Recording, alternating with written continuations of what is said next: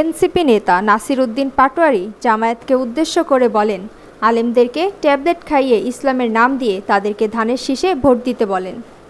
নতুন করে সমীকরণ সাজাচ্ছে, যেহেতু জামায়াত ওইদিকে ইসলামিক ব্লক গড়তেছে, হেফাজতের জিরি মাদ্রাসা, পটিয়া মাদ্রাসা ঘুরে ঘুরে আলেমদেরকে হলো ট্যাবলেট খাওয়ায়া ইসলামের নাম দিয়া নতুন করে হলো ধানের শীষে তাদেরকে ভোট দেওয়ার পায় তারা চালাচ্ছে।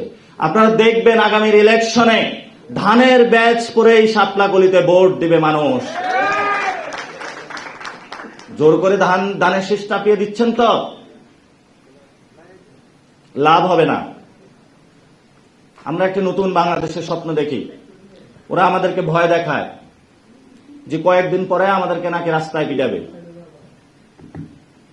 রাজপথ আমরা অনেক আগে দখল দিয়ে রেখেছি। শেখ হাসিনা আমাদেরকে রাস্তায় পিটাইতে পারে না, তুমি আসছো আমাদেরকে রাস্তায় পিটাবা। দেশে আসা সাহস পা না, আবার বড় বড় কথা বলা অনলাইনে।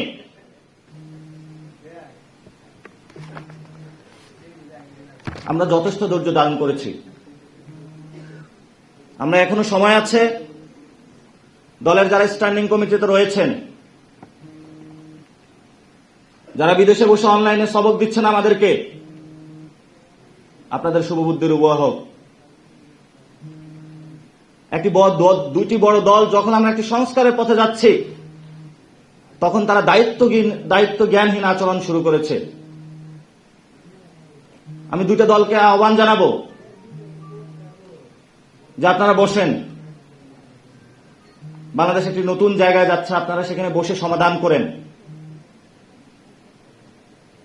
কেউ কাউকে ফোন দিচ্ছে, কেউ পল্টনে মিছিল নামাচ্ছে, কেউ গুলশানে মিছিল নামাচ্ছে। জনগণ পুরো এখানে হলো এতগুলো রক্ত দেওয়ার পরে পুরো বাংলাদেশের 18 কোটি জনগণ তাকিয়ে আছে যে কি হবে। আপনারা পাইছেন নাকি? সিট বাণিজ্য থেকে নমিনেশন বাণিজ্য থেকে সবকিছু শুরু করেছে। যদি বেশি বাংলাদেশে তাদের বাড়ন্ত জায়গায় আমরা দেখি, তাহলে আবার কিভাবে কমাতে হয় সেটাও আমরা জানি।